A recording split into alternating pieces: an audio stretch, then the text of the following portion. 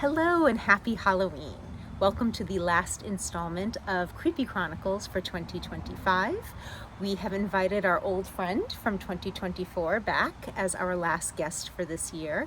We are also going to harken back to the first segment of 2025's Creepy Chronicles with the story of The Masque of the Red Death by Edgar Allan Poe for the final story of this year. When I started the episodes, I was wearing my coffin earrings to welcome in the season, and now I am wearing my Edgar Allan Poe raven skull earrings. So it comes full circle, and I hope that you enjoy this story from me and the Red Bank Public Library. So without further ado, The Masque of the Red Death by our old friend Edgar Allan Poe. The Red Death had long devastated the country. No pestilence had ever been so fatal or so hideous. Blood was its avatar and its seal, the redness and horror of blood. There were sharp pains and sudden dizziness, and then profuse bleeding at the pores with dissolution. The scarlet stains upon the body, and especially upon the face of the victim, were the pest ban which shut him out from the aid and from the sympathy of his fellow men. And the whole seizure, progress, and termination of the disease were the incidents of half an hour. But the Prince Prospero was happy and dauntless and sagacious.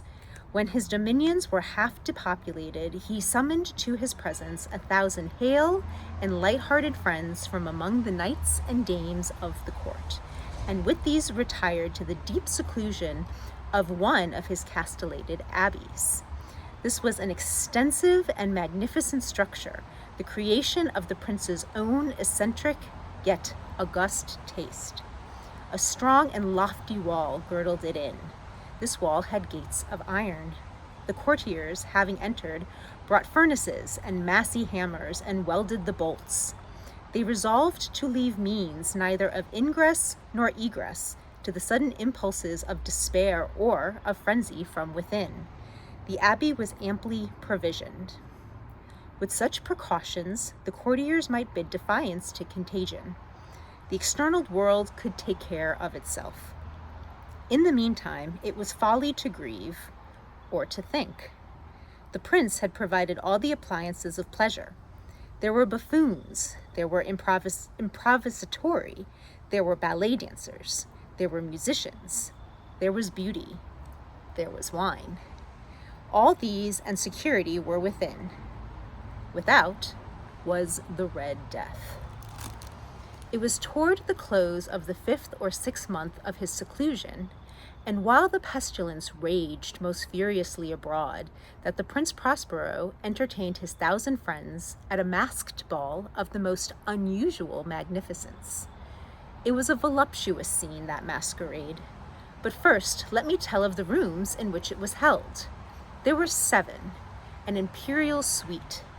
In many palaces, however, such suites form a long and straight vista, while the folding doors slide back nearly to the walls on either hand, so that the view of the whole extent is scarcely impeded.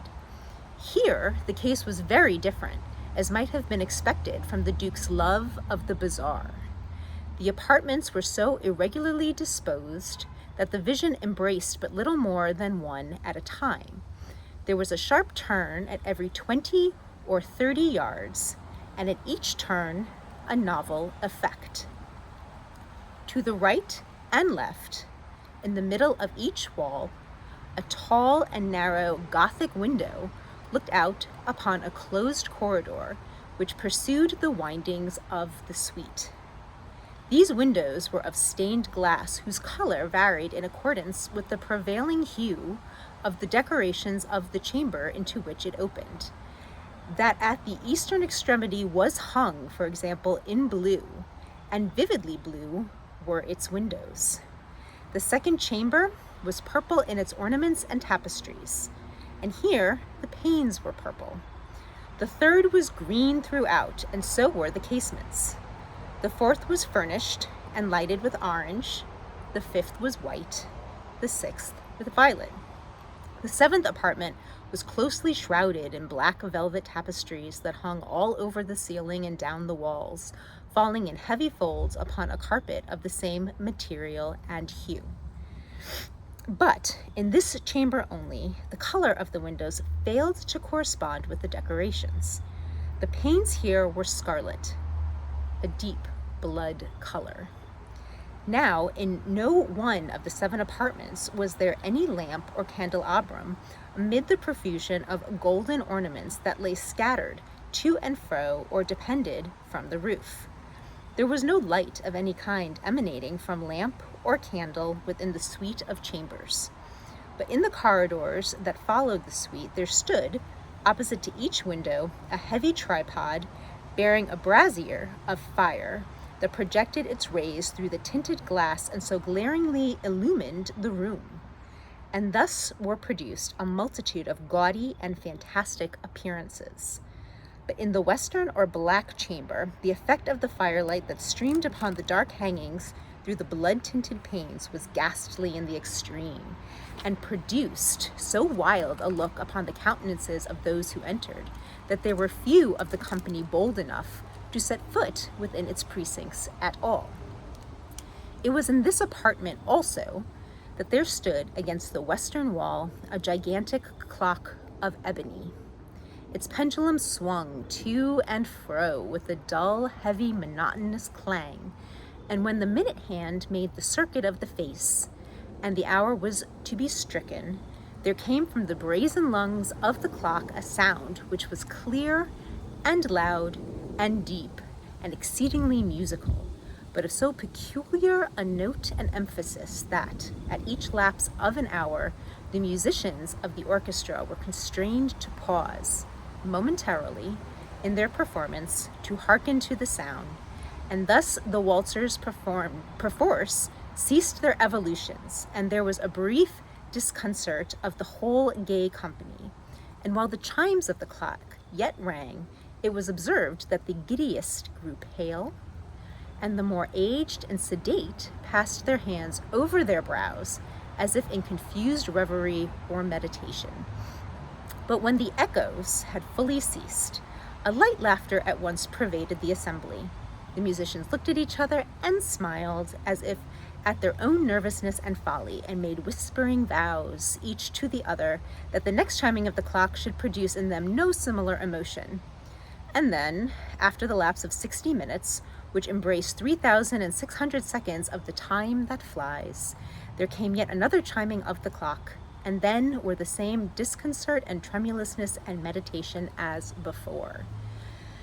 But, in spite of these things, it was a gay and magnificent revel. The tastes of the Duke were peculiar. He had a fine eye for colors and effects. He disregarded the decora of mere fashion. His plans were bold and fiery, and his conceptions glowed with barbaric luster. There are some who would have thought him mad. His followers felt that he was not. It was necessary to hear and see and touch him to be sure that he was not. He had directed, in great part, the movable embellishments of the 7 chambers upon occasion of this great fete, and it was his own guiding taste which had given character to the masqueraders. Be sure they were grotesque. There were much glare and glitter and piquancy and phantasm. Much of what has been since seen in Hernani. There were arabesque figures with unsuited limbs and appointments. There were delirious fancies such as the madman fashions. There were much of the beauty, much of the wanton, much of the bizarre, something of the terrible, and not a little of that which might have excited disgust. To and fro in the 7 chambers there stalked, in fact, a multitude of dreams. And these, the dreams, writhed in and about, taking hue from the rooms and causing the wild music of the orchestra to seem as the echo of their steps. And anon, there strikes the ebony clock, which stands in the hall of the velvet. And then, for a moment, all is still, and all is silent, save the voice of the clock. The dreams are stiff frozen as they stand. But the echoes of the chime die away. They have endured but an instant, and a light, half-subdued laughter floats after them as they depart. And now again the music swells, and the dreams live and writhe to and fro more merrily than ever, taking hue from the many-tinted windows through which stream the rays from the tripods. But to the chamber which lies most westwardly of the seven, there are now none of the maskers who venture, for the night is waning away, and there flows a ruddier light through the blood-colored panes, and the blackness of the sable drapery appalls. And to him whose foot falls upon the sable carpet, there comes from the near clock of ebony, a muffled peal more solemnly emphatic than any which reaches their ears who indulge in the more remote gaieties of the other apartments. But these other apartments were densely crowded, and in them beat feverishly the heart of life. And the revel went whirlingly on until at length there commenced the sounding of midnight upon the clock. And then the music ceased, as I have told, and the evolutions of the waltzers were quieted, and there was an uneasy cessation of all things as before. But now there were 12 strokes to be sounded by the bell of the clock, and thus it happened, perhaps, that more of thought crept, with more of time, into the meditations of the thoughtful among those who revelled. And thus, too, it happened, perhaps, that before the last echoes of the last chime had utterly sunk into silence, there were many individuals in the crowd who had found leisure to become aware of the presence of a masked figure, which had arrested the attention of no single individual before. And the rumor of this new presence having spread itself whisperingly around, there arose at length from the whole company a buzz, or murmur, expressive of disapprobation and surprise, then finally of terror, of horror, and of disgust. In an assembly of phantasms such as I have painted, it may well be supposed that no ordinary appearance could have excited such sensation.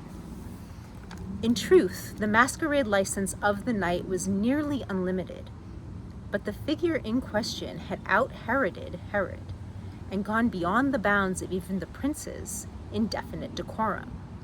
There are chords in the hearts of the most reckless which cannot be touched without emotion. Even with the utterly lost, to whom life and death are equally jests, there are matters of which no jest can be made.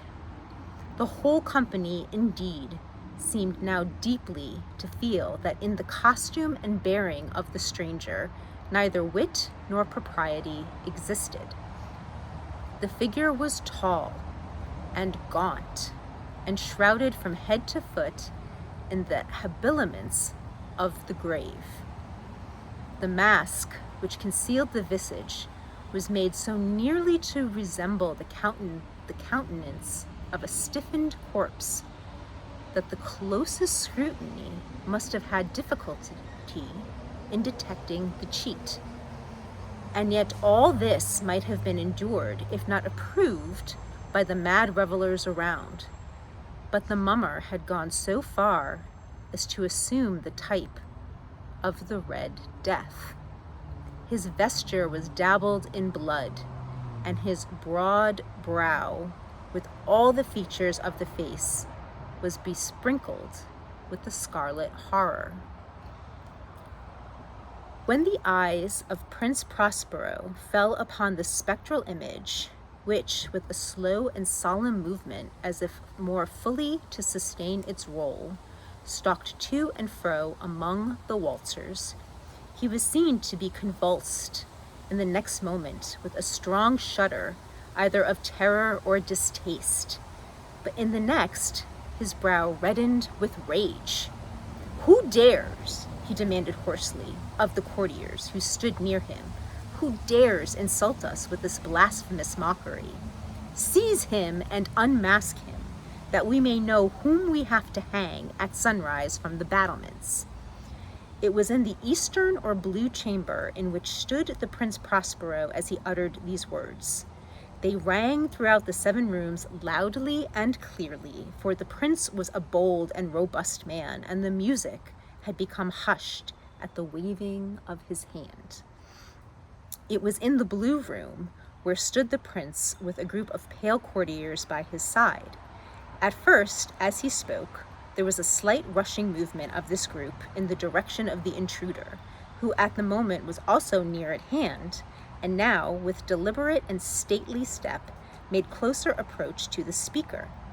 But from a certain nameless awe with which the mad assumptions of the mummer had inspired the whole party, there were found none who put forth hand to seize him, so that, unimpeded, he passed within a yard of the prince's person, and while the vast assembly, as if with one impulse, shrank from the centers of the rooms to the walls, he made his way uninterruptedly, but with the same solemn and measured step which had distinguished him from the first, through the blue chamber to the purple, through the purple to the green, through the green to the orange, through this again to the white, and even thence to the violet, ere a decided movement had been made to arrest him.